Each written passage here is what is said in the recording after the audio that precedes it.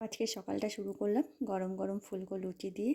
আর ঘুম থেকে উঠেই সকালের চাটা খেয়েই তারপর যদি এরকম গরম গরম লুচি পাওয়া যায় তো টিফিনে যে কী ভালো হয়। তো কার কার সকালবেলা ঘুম থেকে উঠেই এরকম জলখাবার দেখে মনটা ভালো হয়ে যায়, প্লিজ কমেন্ট বক্সে জানাবে। আমার তো খুব মন ভালো হয়ে যায়। ভালো খায় না তাও ভালো লাগে। এখানে ফুলকো ফুলকো গরম গরম লুচি একদম রেডি। তার সাথে এখানে কালো জিরে ফোড়ন দিয়ে কাঁচা লঙ্কা চিড়ে আলুর চচ্চড়ি করেছি। এই হলো আজকে সকালের আমাদের জলখাবার। Good morning, hello everyone, welcome back to my channel. আমি মাম্পি আর মাম্পি রিয়েল ডেলি ব্লগসের চ্যানেলে তোমাদের সবাইকে অনেক অনেক ভালোবাসার ওয়েলকাম জানাচ্ছি। আশা করছি তোমরা সকলে ভালো আছো, সুস্থ আছো, আমিও ভালো আছি। আজ হচ্ছে সোমবার আর এখন সকাল 10:30 মতন, আন্দাজে বলে দিচ্ছি দাদা, 10:08 মতন বাজে। তো ব্লগটা আমি এখন থেকে স্টার্ট করলাম।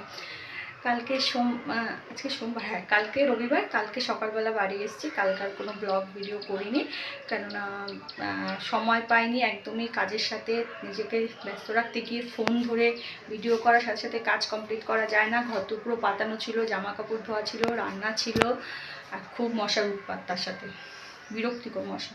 এই দেখো ঘুরে ঘুরে বেড়াচ্ছে। যাই হোক, সকালে খাবার দাবার করে নিয়ে এখন গুছিয়ে বরমশাইকে খেতে দেবো, আমিও খাবো, তারপরে সংসারের কাজকর্মে হাত দেবো। তো চলো ঝটপট করে আগে গুছিয়ে নিই, তারপরে আবার আসছি। মশাইয়ের খাবার এখানে রেডি হয়ে গেছে, 4টে লুচি আর আলুর তরকারি, ব্যাস। তো চলো ওকে দিয়ে আসি। আর কার কার এরকম জলখাবার সকালবেলা পছন্দ প্লিজ কমেন্ট বক্সে জানাতে ভুলো না কিন্তু। সকালে খাওয়া দাওয়া কমপ্লিট করে এই যে শেষমেশ একটা লুচি বেঁচে গেছে, এটা খেলাম না। খাওয়ার পর আমার খুব কষ্ট হচ্ছে এখন, মানে কেন যে খেলাম সেটাই ভাবছি। এখন দেখছি পেটে আর বুকে ব্যথা করছে। জল খেলাম কতটা, তাও ঠিক হচ্ছে না, ভালো লাগছে না। মনে হচ্ছে কেন খেলাম, না খেলে মনে হয় ভালো হতো। বাইরের তেলে ভাজা জিনিস তখন খাই না একদমই, একটুখানি ঘরে বানিয়ে খেতে ইচ্ছে করছে, সেটাও খেলাম।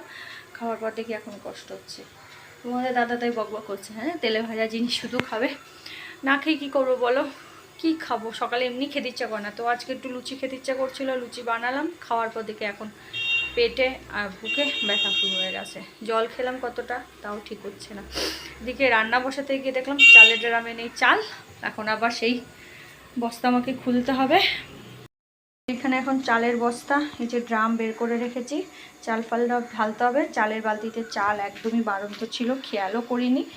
এখন চাল নিতে গিয়ে দেখছি চালের বালতিতে চাল নেই, তো এখন খুলে টুলে ঢেলে তারপর আমাকে ভাতের চাল এখান থেকে মেপে নিতে হবে। এখানে রান্না বসিয়ে দিয়েছি, 12টা মতন বাজে। ঘরের খাটের তলাটা আজকে ঝাড় দিচ্ছি, প্রচণ্ড ধুলো নোংরা, ধুলো পড়ে গেছিলো খাটের তলা দিয়ে।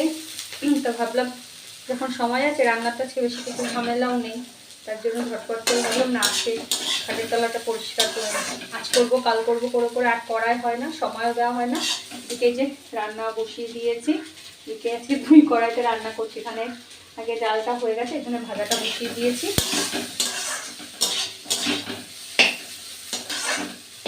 মোটা কথা রান্না করতে করতে এই ধরনের কাজগুলো আমার সব করতে হয়, নাহলে যদি আমি মানে পরে করবো ভাবি তাহলে করে উঠতে পারি না। তার জন্য ভাবলাম আজকে যখন রান্নার ঝামেলাটা কম আছে, তোমাদের দাদা এটা তো বেরিয়ে গেছে, অনেকটা সময় হাতে আছে, তার জন্য ভাবি ঝটপট করে তাহলে এই খাটের তলাটা পরিষ্কার করে নিই, পরে আবার সময় পেলে একদিন ঘরদোরটা ঝাড়বো। কাজকর্ম সেরে তোমাদের সামনে আর আসতে পারিনি, তো এখন খাওয়ার সময় দুপুরবেলা আসলাম, কি কি রান্না করেছি সেটা দেখাই। ওখানে ছিল গরম গরম ভাত, তার সাথে ছিল ভোলা মাছের ঝাল, 5মিশালি একটা ভাজা, আর আমার জন্য ডাল সিদ্ধ আর বেগুন ভাজা। কারণ মাছ আমি একদিন খাওয়ার পর পরের দিন একই মাছ খেতে ভালো লাগে না এক তো, আর মাছ না আমি সত্যি বলছি সকালে খেলে রাতে আর ভালো লাগে না। গুড ইভিনিং বন্ধুরা, এখন বাজে 6:12 মতন, সন্ধ্যা টন্ধ্যা দেওয়া হয়ে গেছে। এখন এসেছি রান্নাঘরে, একটু চা করব। চার জল এখানে বসিয়েছি, এই যে মাটিতে বসিয়ে দিলাম, একটু ডিকার চাই করব। তোমরা যারা আমার ডেলি ব্লগার তারা তো ডেলি ভিডিও দেখো, যারা আমার পরিবারের সদস্য তারা জানে যে ডিকার চা ছাড়া আর কোনো চাই আমরা খাই না, দুধ চা তো মোটেও না। আর এখানে জলের বোতলগুলো সব খালি পড়ে রয়েছে, এই যে এগুলো জল ভরবো, 3টে বোতলও খালি। এখানে বাসন রয়েছে, বাসনগুলো ঠিক মতন জায়গা মতন গোছাতে হবে। আজকে প্রচুর বাসন ধুয়েছি, সব কিছু করতে আজকে লেট হয়ে গেছে, এগুলো গোছানো হয়নি, দুপুরবেলা আর ইচ্ছা করেনি। তো এগুলো এখন গোছাবো চাটা করতে করতেই। তো চলো চার জলটা বসিয়ে দিচ্ছি, চাটা হোক তারপর আবার আসছি। তো এখানে চা রেডি, একদম গরম গরম লিকার চা।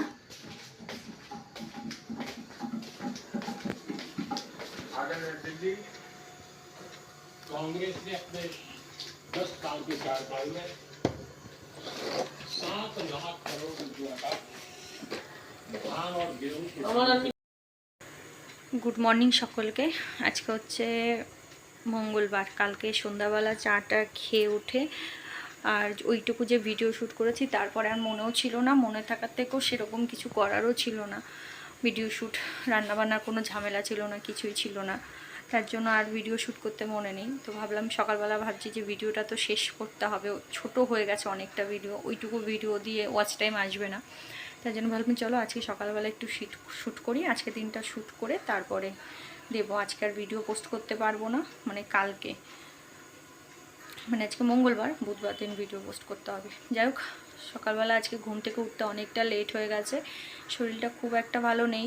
কারণ কালকে যে খাটের তলায় ঢুকে সব পরিষ্কার পরিচ্ছন্ন করেছি, ঝাড়ঝুট দিয়েছি, বা পাশে প্রচণ্ড ব্যথা হচ্ছে, বা পাশে বা পাটা বা কোমর প্রচণ্ড ব্যথা, হাতটাও ব্যথা, গা হাত পা তো এমনি ব্যথা হচ্ছে।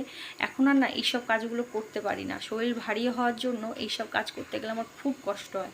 করি, ঘর নোংরা থাকলে আমার খুব একটা ভালো লাগে না, ওর জন্য করি, কষ্ট সেই মুহূর্তে ঠিক আছে, কিন্তু পরেক্ষণে খুবই কষ্ট হয়।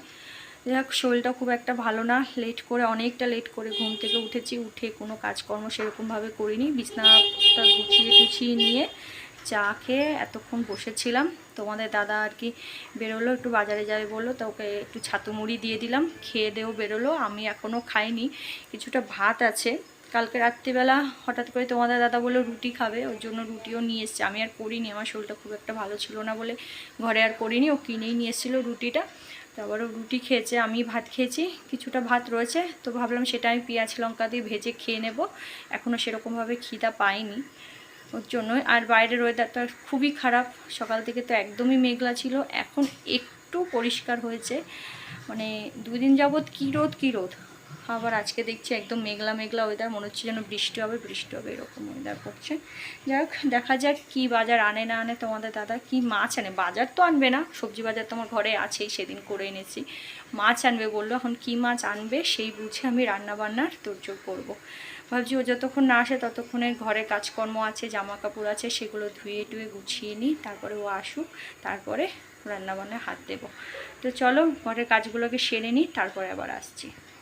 কাজবাজ সেরে ভাত ছিল বললাম তোমাদেরকে, ভাতটা ভেজে খেয়ে নিয়েছি। তোমাদের দাদা মাছ নিয়ে এসেছে, এখনো খুলে দেখিনি কি মাছ এনেছে কি না আছে। তো চলো দেখি কি মাছ এনেছে কি না এনেছে। বাজার থেকে তোমাদের দাদা মাছ নিয়ে চলে এসছে, কী কী মাছ এনেছে আমি সেটা জানি না এখনও। চলো দেখি কী কী মাছ এনেছে। এখানে এনেছে বোয়াল মাছ, এই ফার্স্ট টাইম মনে হয় আমার ঘরে বোয়াল মাছ আসলো, আমি এর আগে কোনো দিনও বোয়াল মাছ খাইনি। তো বোয়াল মাছ এনেছে, আর এনেছে হচ্ছে চিংড়ি মাছ। তো বোয়াল মাছটা কিভাবে রান্না করতে কি হয় কি না হয়, সত্যি কথা বলছি আমি জানি না।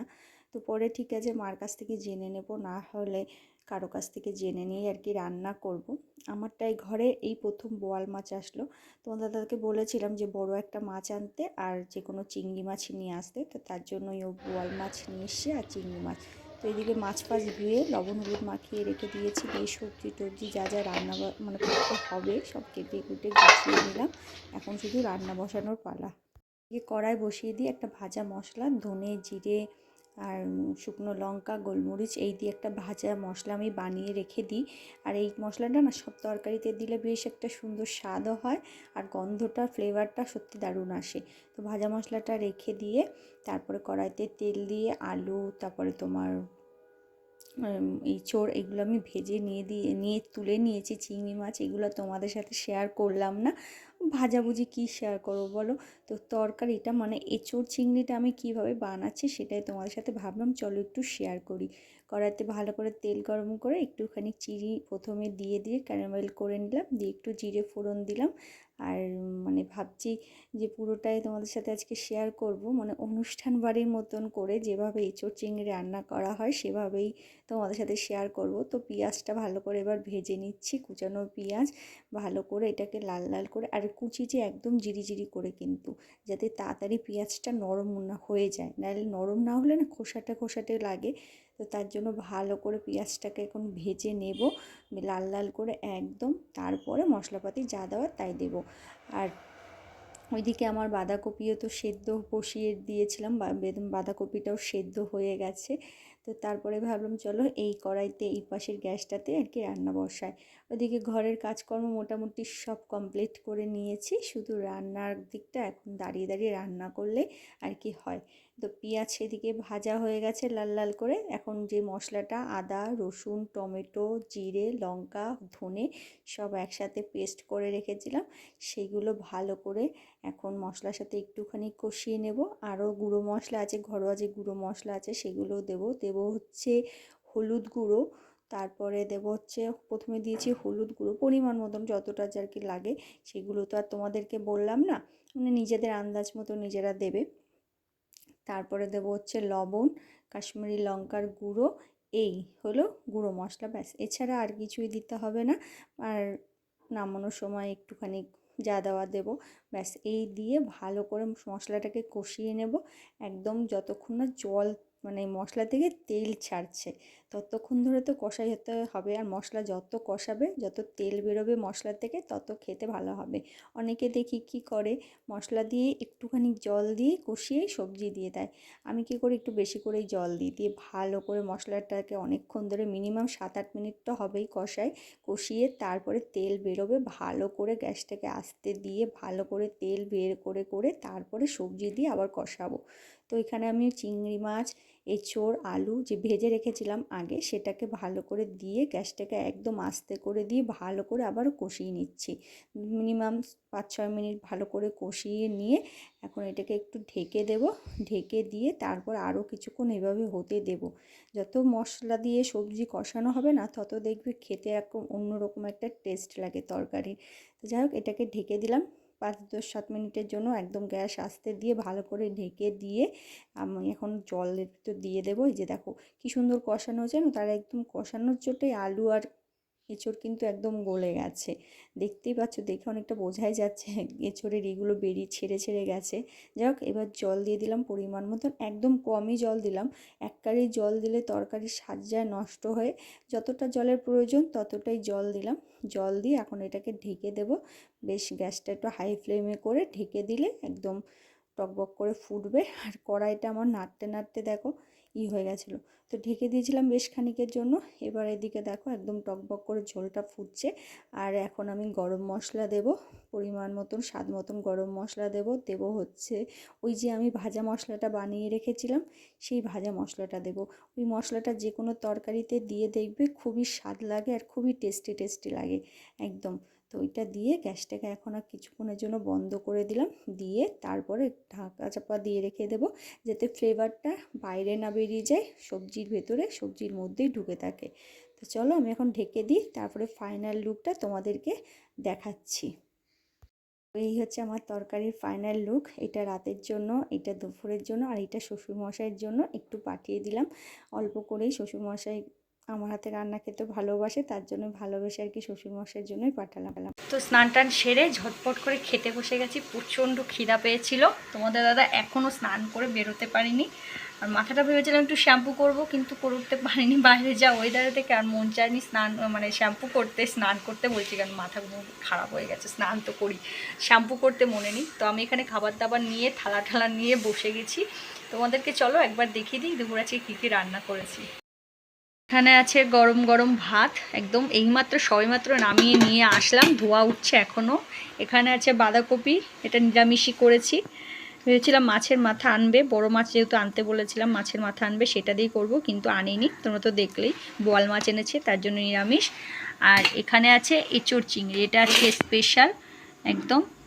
তো এটা কালারটা তোমাদেরকে একটু ঘোলা আসছে কেন বুঝতে পারছি না, যাই হোক কালারটা খুবই সুন্দর এসছে। টেস্টিটা কেমন হচ্ছে জানি না, বাঁধাকপিটা আমি জানি খুবই সুন্দর টেস্টি হয়েছে, চেক করে দেখেছি, কিন্তু এটা দেখা হয়নি। তো তো চলো দুপুরে লাঞ্চটা এখন সেরে নিই, প্রচণ্ড খিদা পেয়েছে। খাওয়া দাওয়া তো করবো, এখন আসিনি স্নান থেকে। তো চলো আজকের ভিডিওটা এখানেই শেষ করছি। অবশ্যই দেখা হবে আবার কাল আর একটা নতুন ব্লগের সাথে। ততক্ষণ সবাই ভালো থেকো, সুস্থ থেকো, আর অবশ্যই আমার চ্যানেলটিকে সাবস্ক্রাইব করতে ভুলো না। আর ভিডিওটা ভালো লাগলে লাইক কমেন্ট শেয়ার করো। আজকের মতন এখানেই বিদায় নিচ্ছি। টাটা সবাইকে।